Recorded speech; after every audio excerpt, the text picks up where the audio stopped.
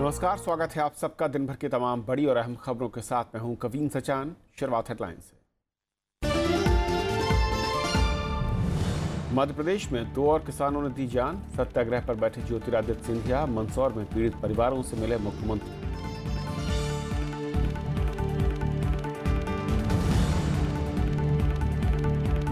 राष्ट्रपति चुनाव पर विपक्षी नेताओं की बैठक, नाम पर चर्चा नहीं हुई। आम राय के लिए सोनिया गांधी से मिलेंगी बीजेपी की समिति। नामांकन शुरू।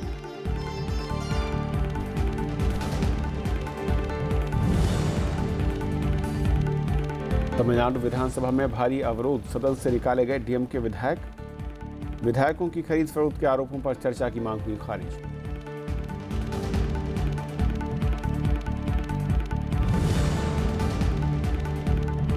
गोरखालैंड की मांग को स्थानीय दलों का समर्थन, बंद के बीच रैलियां और प्रदर्शन। सीपीएम की त्रिपक्षीय वार्ता की मांग।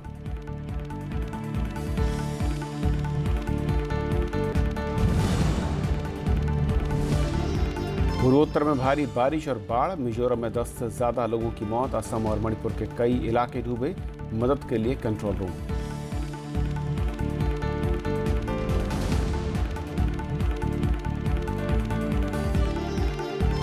और आइए देखते हैं पहली खबर।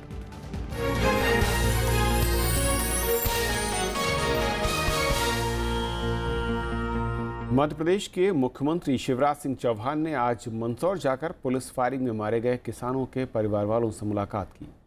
किसानों के परिजनों ने दोषियों के खिलाफ कार्रवाई की मांग की, तो वहीं कांग्रेस नेता ज्योतिरादित्य सिंधिया ने भोपाल में 72 घंटे का सत्याग्रह शुरू कर दिया। इस बीच राज्य में 2 और किसानों ने आत्महत्या कर ली।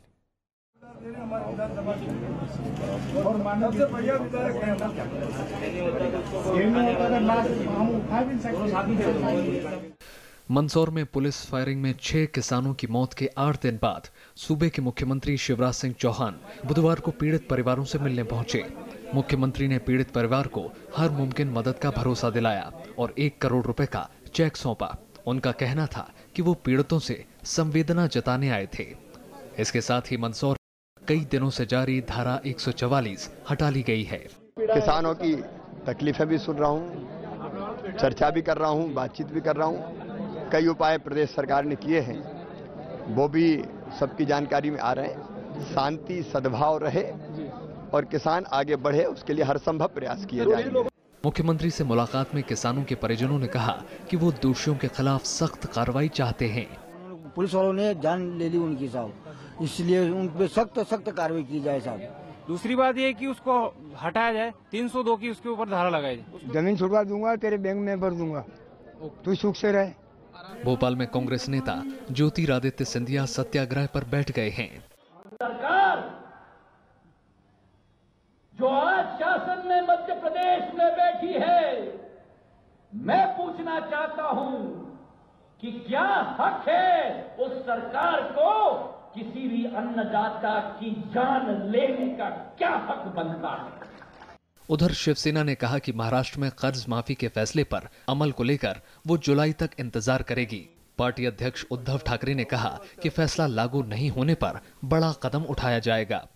फिलहाल तो मैंने अभिनंदन किया है और कुछ समय इंतजार करना पड़ेगा। बात अगर ठीक से नहीं हुई तो हमारे रास्ते खुले। महाराष्ट्र और मध्य प्रदेश में किसान आंदोलन के बाद दूसरे राज्यों में प्रदर्शन शुरू हो गया। बुधवार को राजस्थान में कई जगहों पर आंदोलन हुआ। किसान संगठन भी 16 जून को देश भर में प्रदर्शन करने का ऐलान कर चुके हैं। मरने वाले किसानों के परिवार से मुख्यमंत्री खुद मिल रहे हैं और जिंदा किसानों के लिए कांग्रेस सत्याग्रह कर रही है। उम्मीद है कि इस सब से किसानों की तमाम समस्याओं का निदान हो जाएगा और आने वाले वक्त में पुलिस की गोली से या जहर की गोली से किसी भी किसान को अपनी जान नहीं गंवानी पड़ेगी।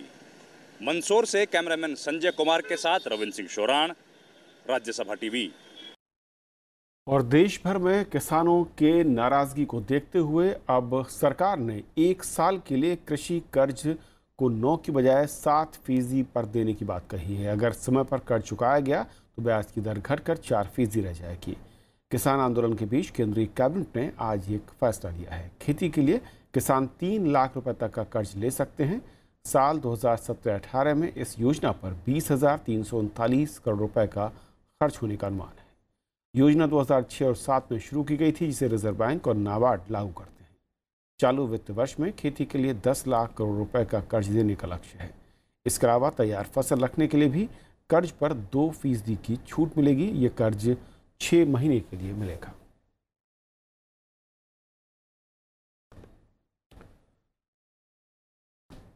तो किसानों के आंदोलन और सरकार के कदमों पर और बातचीत करने के लिए हमारे साथ मौजूद हैं खास मेहमान, हमारे वरिष्ठ सहयोगी सीनियर असिस्टेंट एडिटर राजसभा टीवी में अरविंद कुमार सिंह जी। अरविंद जी, स्वागत है आपका। सबसे पहले तो मैं अगर शुरू करूं मध्य प्रदेश और महाराष्ट्र में, मध्य प्रदेश में शिवराज सिंह जाते हैं, वहां पर कार्रवाई की बात कर रहे हैं। वहीं महाराष्ट्र में शिवसेना कह रही कि वेट करेंगे, लेकिन अगर कदम कर्ज माफ़ी का नहीं लिया गया तो फिर रास्ते खोले हुए। इसे कैसे देखा जाए? इसमें कविन जी देखिए, चुनाव में ही लोगों वादे किए थे जो महाराष्ट्र में भी कि कर्ज माफ़ी की। इसमें शिवसेना अगर आप देख रहे होंगे लगातार जोर देती रही है कि कर्ज माफ़ी होनी चाहिए। इसके बाद जब किसान संगठनों ने इस मसले को उठाया, खासतौर पर 2 बातों को, मूल्य नीति ठीक हो, कृषि मूल्य नीति और ये कर्ज माफ़ी, ये 2 मुद्दे थे मुख्य रूप से। इसके बाद इनका दायरा बढ़ता गया, मंदसौर से लेकर राजस्थान तक और कई हिस्से में उनको समर्थन मिला है। और अब जाकर के जो है, चाहे वो शिवराज सिंह चौहान हो या भारत सरकार के लेवल पर जो आज फैसला लिया गया खासतौर पर कैबिनेट ने, उससे, क्योंकि खरीफ का सीजन चल रहा है, इस समय जो है धान की रोपाई करने का समय आ रहा है, तो किसानों को तत्काल समर्थन चाहिए। उसमें जो है एक तरह से 20-22 हज़ार करोड़ का जो है इंटरेस्ट सब्सिडी जो है वो, उससे कुछ मदद हो जाएगी। लेकिन राज्य सरकारें इस समय दबाव में है। खुद पंजाब में भी आज ये फैसला हुआ है कि साहब जल्दी ही किसानों की कर्ज माफ़ी के मसले को लेकर के वो लोग भी आगे जा रहे हैं। तो इस समय क्या है कि बहुत भारी कृषि संकट की ओर हम लोग बढ़ रहे हैं और किसानों की जो व्यथा है वो उसको समझ नहीं पा रही थी सरकारें, और इसीलिए गुस्सा फूटा है। क्योंकि आप देखते हैं जब भी एक जगह होगा कोई तो उसका दायरा बढ़ेगा। तो ये दायरा बढ़ा, हम लोगों ने पहले ही चर्चा में कहा था कि दायरा बढ़ेगा। तो ये जो दायरा बढ़ा है उसको भारत सरकार ने भी इस बात को समझा है। मुझे लगता है कि ये सही समय है कि उनकी इन ग्रीवेंसेस को समझा जाए और उसके निदान की कोशिश की जाए। और इशू को भटकाने से, जैसे आपने देखा ना, बहुत सारे लोगों ने कहा था जो मरने वाले थे मध्य प्रदेश में किसान ही नहीं थे और ये नहीं। आज आखिर मुख्यमंत्री अगर जा रहे हैं तो मान लिया कि वो किसान ही थे। किसान हो या खेतीर मजदूर हो या बटाई पर खेती करने वाला, उसको अलग नहीं कर सकते। अंतोगत तो आप उसको अलग नहीं कर सकते, वो तो खेती से जुड़ा हुआ है, तो आप उसको अलग नहीं। तो मुझे लगता है कि ये एक सही दिशा में कदम उठा है और इस तरफ बहुत ज़्यादा गंभीरता से ध्यान देने की ज़रूरत है, खासतौर पर मूल्य नीति के बारे में। क्योंकि 16 को जो है ये प्रदर्शन वगैरह तो होना ही होना है। उसके अलावा भी पूरे देश भर के किसान संगठनों की नई दिल्ली में एक बैठक होने जा रही है, जिसमें किसान संगठन भविष्य की रणनीति बनाने जा रहे हैं। उसमें भी वो देश भर में कह रहे हैं कि कर्ज माफ़ी होनी चाहिए। दूसरी प्रमुख बात जो है वो ये है कि जो कृषि मूल्य नीति है, जो MSP पर फसलें खरीदी, वो सीलिंग ना हो कि उत्तर प्रदेश में आप इतना खरीदेंगे, मध्य प्रदेश। उनका ये कहना है कि किसान जो भी फसल अपना देने के लिए प्रस्तुत हो सरकार को, उसे खरीदना चाहिए। तो मुझे लग रहा है ये बैठक भी 16 तारीख की काफ़ी अहम है और इसे देखते हुए सरकार को निश्चित तौर पर कुछ प्रोएक्टिव कुछ कदम उठाने की जरूरत है मेरी। और सरकार ने जो अभी ये कदम लिया जी, करीब 20,339 करोड़ की मंजूरी दी है जी, लेकिन ये कितना प्रभावी हुआ? क्योंकि देश में कर्ज माफ़ी बहुत बाद में आ रही। जो किसान कह रहे हैं, कहते हैं कि जो उनकी फसल है उसका सही मूल्य नहीं मिलता, और दूसरा जिस मूल्य को सरकार तय करती है उस पर कोई खरीदार नहीं होता है। देखिए, बात सही है कविन जी की जो किसानों की इस समय सबसे बड़ी समस्या है वो है फसल का वाजिब दाम मिलना। इसीलिए किसान संगठनों का कहना है कि अब 1967 को बेस ईयर मान के उस हिसाब से जो बाकी वस्तुओं के दाम बढ़े हैं, उस हिसाब से आप अनाज के दाम को उसको तय करें। अभी समस्या क्या है कि ये इस बात को सिर्फ समझने की ज़रूरत है कि सरकार भी इस चीज़ को समझ रही है कि आज जो है किसान और कंज्यूमर ये दोनों मारा जा रहा है।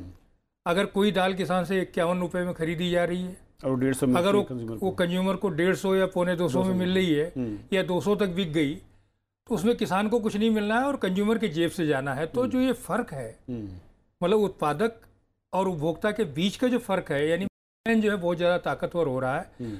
तो पूरी कृषि मूल्य नीति में इस बात को ध्यान रखने की जरूरत होगी कि मिडिल मैन का रोल घटे और वो राज्य सरकारें उसको तय करना है। और एक भारत सरकार भी जो मंडी वाला ई मंडी का सिस्टम शुरू किया गया, वो कितना प्रभावी या फिर आपको लगता है कितना छोटा कदम है? देखिए, मंडी और ई मंडी तो कविन जी वहाँ जब मंडियाँ किसानों के घर के नज़दीक तक हों।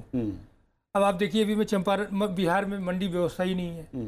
उसके बाद जो है किसानों के घरों से अगर 100 किलोमीटर 80 किलोमीटर दूर होगी तो उनकी ट्रांसपोर्टेशन की कॉस्ट उनको बियर करनी है, तो वो खुद ही किसानों के लिए वो घाटे का। सबसे घर के नज़दीक मंडियां हो या क्रय केंद्र खोले जाए, तो उस तरफ ध्यान नहीं है। दूसरी चीज़, MSP भी आप किस पे खरीदते हैं? आप 25-26 फसलें हैं जिनको आप न्यूनतम समर्थन मूल्य पर खरीद रहे हैं। बिल्कुल।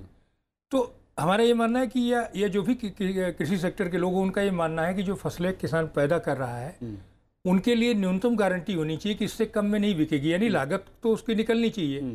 तो अगर लहसुन जो है वो मंदसौर का किसान या जो है इंदौर का किसान अगर 15 रुपये किलो आप उससे खरीद लेंगे तो उसकी तो लागत भी नहीं निकल रही। तो ये उनका ये कहना है कि साहब कम से कम 50 रुपये हमारा लहसुन बिकना चाहिए, तो 50 नहीं 40 में बिके ताकि उनकी लागत निकल आए। तो मूल्य नीति के बारे में भारत सरकार को, राज्य सरकारों को और मंडी व्यवस्था को किसान के नज़दीक ले आने की कोशिश करने की ज़रूरत है।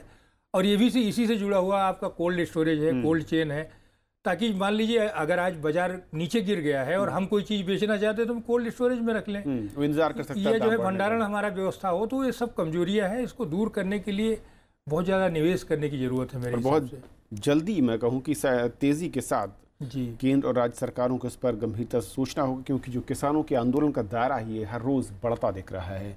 बहुत शुक्रिया सर आपका इस चर्चा में शामिल होने के लिए। और ये थी पहली खबर। छोटा सा ब्रेक और ब्रेक उस पार दिन भर की दूसरी बड़ी खबर।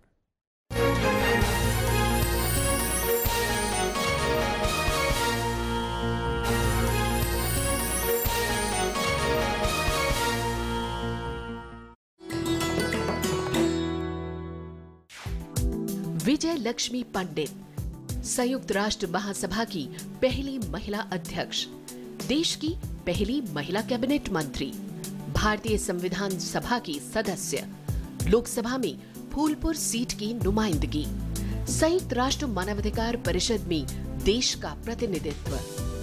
विजय लक्ष्मी पंडित के नाम है उपलब्धियां अनेक। नेहरू परिवार की ये सदस्य है देश की सफलतम राजनीतिज्ञों में से एक।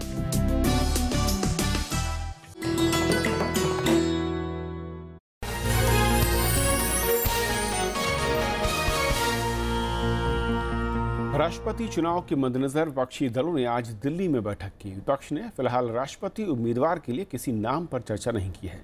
विपक्ष का कहना है कि बीजेपी की 3 सदस्यीय समिति से बातचीत के बाद ही आगे की रणनीति पर फैसला होगा।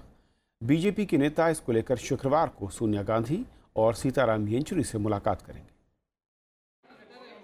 राष्ट्रपति चुनाव के ऐलान के बाद विपक्षी दलों की बुधवार को दिल्ली में बैठक हुई। इसमें Congress, NCP, JDU, RJD, TMC और वाम दलों समेत कई दलों के नेता शामिल हुए। इसमें राष्ट्रपति चुनाव के लिए साझा उम्मीदवार पर चर्चा हुई। अभी तो प्रोसेस शुरू ही हुआ है, इसलिए ऐसे हालात में कोई फाइनल कैंडिडेट चुनना असंभव है। अगले कुछ दिनों में इस सब कमेटी की दोबारा मीटिंग होगी, तो शायद उसमें हम विस्तार से चर्चा कर पाएंगे। सरकार की ओर से जो नाम का प्रस्ताव आएगा उसके बाद ही हम आगे की अपनी रणनीति तय करेंगे।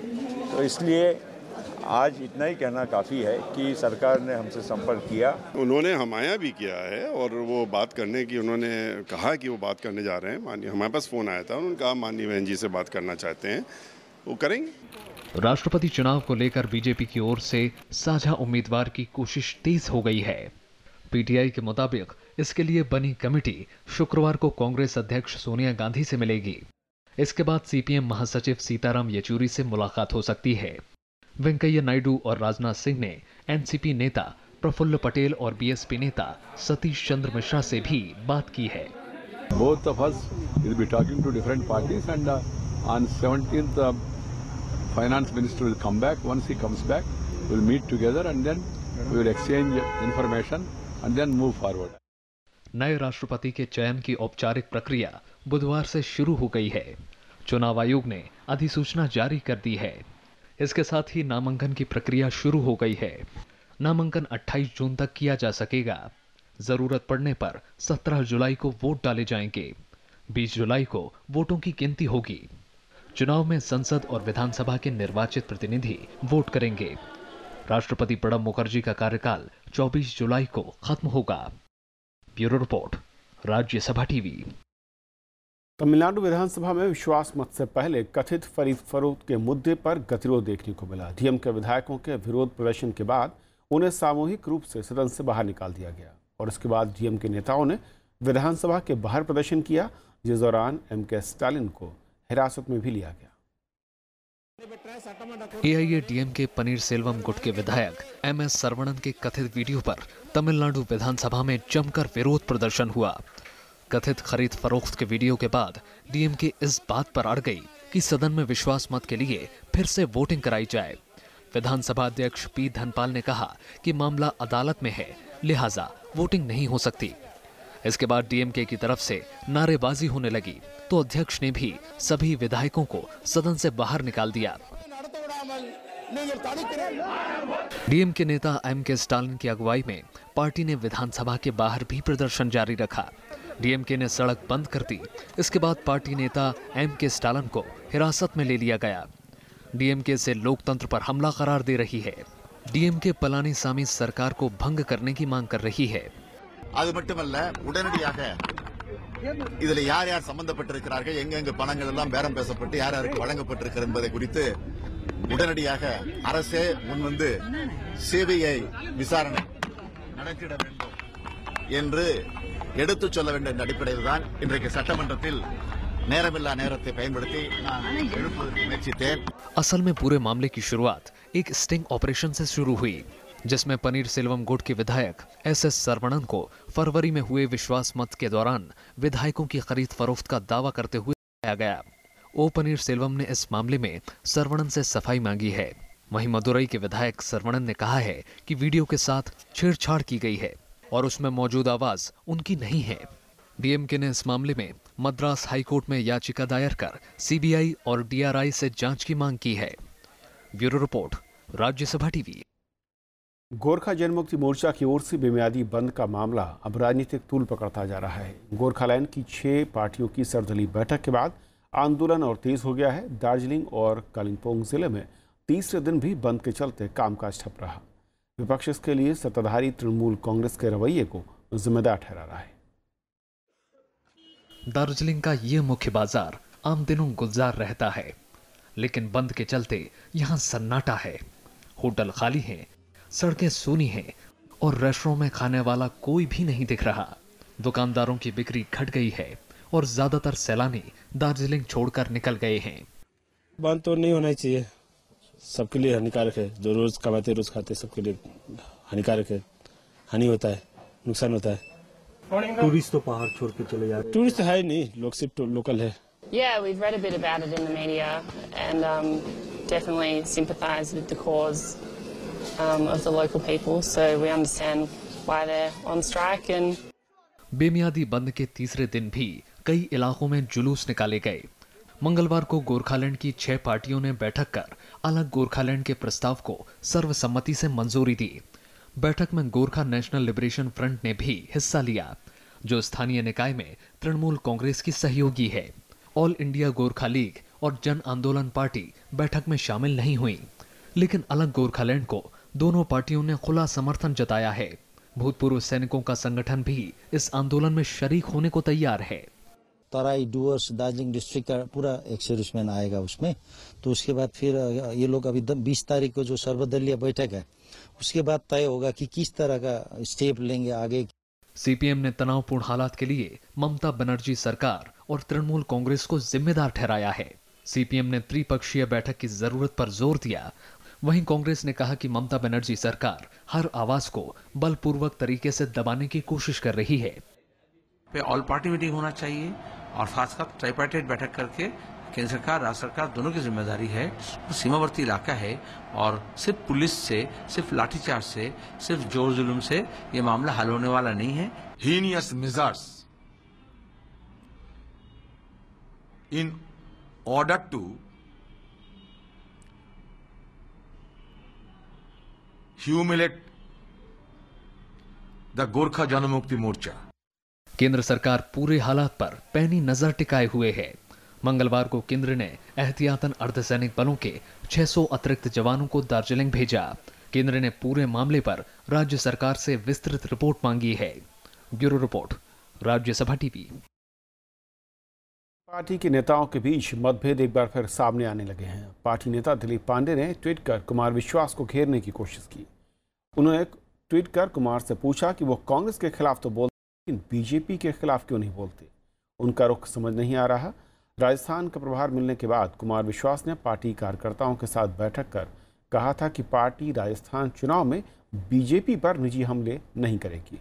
कुछ समय पहले पार्टी के विधायक अमानतुल्लाह खान ने भी कुमार विश्वास पर बीजेपी का एजेंट होने का आरोप लगाया था। पाकिस्तान की ओर से एक बार फिर संघर्ष विराम का उल्लंघन हुआ है। राजौरी और पुंछ जिले में सीमा चौकियों पर सीमा पार से गोलीबारी हुई। अब मोर्टार भी दागे गए। भारतीय सेना ने इसका जवाब दिया। पिछले 4 दिनों में 9 बार सीमा पार से संघर्ष विराम का उल्लंघन हुआ है। उधर 24 घंटे में कश्मीर में सुरक्षा बलों पर आतंकियों ने कई हमले किए, जिसमें 13 जवान घायल हो गए।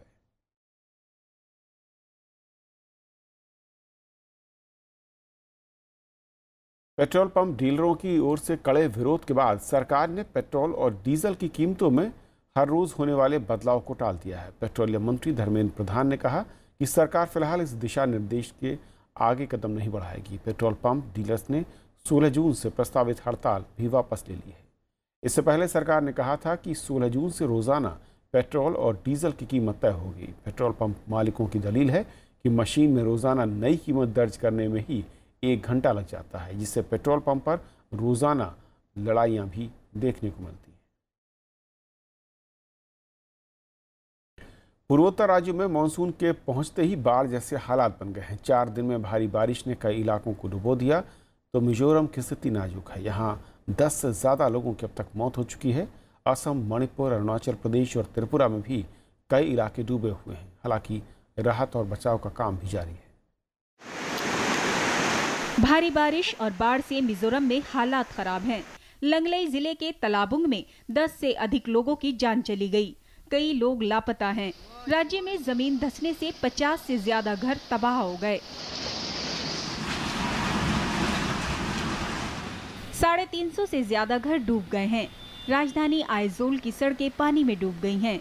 बिजली और संचार सेवाएं बाधित हैं। मिजोरम को असम से जोड़ने वाला राष्ट्रीय राजमार्ग भूस्खलन से कई जगह बंद पड़ा है। राहत और बचाव का काम तेजी से चल रहा है। केंद्रीय गृह राज्य मंत्री किरण रिजिजू ने ट्वीट किया कि गृह मंत्रालय का कंट्रोल रूम मिजोरम समेत पूर्वोत्तर के राज्यों में बाढ़ और भूस्खलन पर नजर बनाए हुए है। पूर्वोत्तर के दूसरे राज्यों में भी स्थिति खराब है। गुवाहाटी में बुधवार को सभी स्कूल और कॉलेज बंद रहे। रिहायशी इलाकों में पानी भरने से यातायात पर असर पड़ा। अब अंदर जाने पे तो ये समझ लीजिए कि इससे भी ऊपर पूरा डूब जा रहा है। सभी लोग यहाँ भीग रहे हैं। रिक्शा विक्सा भी जो है आधा डूब जा रहा है। उधर रोड पे भी ये हालत हो गई है कि वहाँ भी ट्रांसपोर्ट पूरा बंद हो गया है। जो भी यहाँ सिटी की बसें चलती हैं वो सब बंद हो चुकी हैं। इमरजेंसी रिलीफ हिसाब से जो हेल्प चाहिए हम इन लोग का करेंगे, like medical help and drinking water और जो फैसिलिटी चाहिए हम इनको टिकटा करेंगे। मणिपुर की राजधानी इम्फाल में बारिश से जगह जगह पानी भर गया है। एनडीआरएफ और स्वास्थ्य विभाग समेत दूसरी एजेंसियों को तैयार रहने को कहा गया है। Bureau report, Rajya Sabha TV. Bangladesh में भारी बारिश और भूस्खलन से जान गंवाने वालों की संख्या बढ़कर 152 पहुंच गई। अकेले रंगामाटी में 105 लोगों की मौत हो चुकी है और अभी भी सैकड़ों लोग लापता हैं। मलबे में भी कई लोगों के दबे होने की आशंका है। मृतकों में ज़्यादातर महिलाएं और बच्चे शामिल हैं। रंगामाटी समेत चिटगांव और बांद्रावन में 3 दिन से मूसलाधार बारिश हो रही है और तीनों जिलों में 20 से अधिक जगहों पर जमीन धंस गई है। 4000 लोगों को अब तक सुरक्षित जगहों पर पहुंचाया गया है। पिछले 24 घंटे में 300 मिलीमीटर बारिश दर्ज की गई। लंदन के ग्रेनफेल टावर ब्लॉक में लगी आग पर कड़ी मशक्कत के बाद आग पर काबू पाया गया। हादसे में 6 लोगों की मौत हुई जबकि 74 से ज्यादा लोग घायल हुए। आग लगने की वजह शॉर्ट सर्किट को बताया गया है। 3 दशक में ये ब्रिटेन में सबसे भयावह आग है। धू धू कर जलती इमारत, धुएं का गुबार। तस्वीरें लंदन के रिहायशी ग्रेनफेल टावर ब्लॉक की हैं। आग इतनी भयानक थी कि 24 मंजिला इमारत अब महज ढांचा रह गई है। कई लोगों के हताहत होने की आशंका है। Crews wearing breathing apparatus and extended duration breathing apparatus have been working in extremely challenging and very difficult conditions to rescue people and to bring this major fire under control. London के समय के मुताबिक आग रात करीब 1:30 बजे से दूसरे माले से शुरू हुई। हादसे के वक्त बड़ी तादाद में लोग इमारत में थे। आग बुझाने के लिए 200 से ज्यादा दमकल कर्मियों को लगाया गया। People were still sleeping on the higher floors, so they didn't have a clue what was going on. I'm not even sure if half of them got out, to be honest with you. There was kids at the window, there was people flashing their phone lights for help, but the fire brigade couldn't get upstairs. आग के कारणों का पता नहीं चल पाया है, लेकिन शॉर्ट सर्किट को वजह माना जा रहा है। Bureau report, Rajya Sabha TV. तो खबरों के आज के सफर में बस इतना ही। नमस्कार।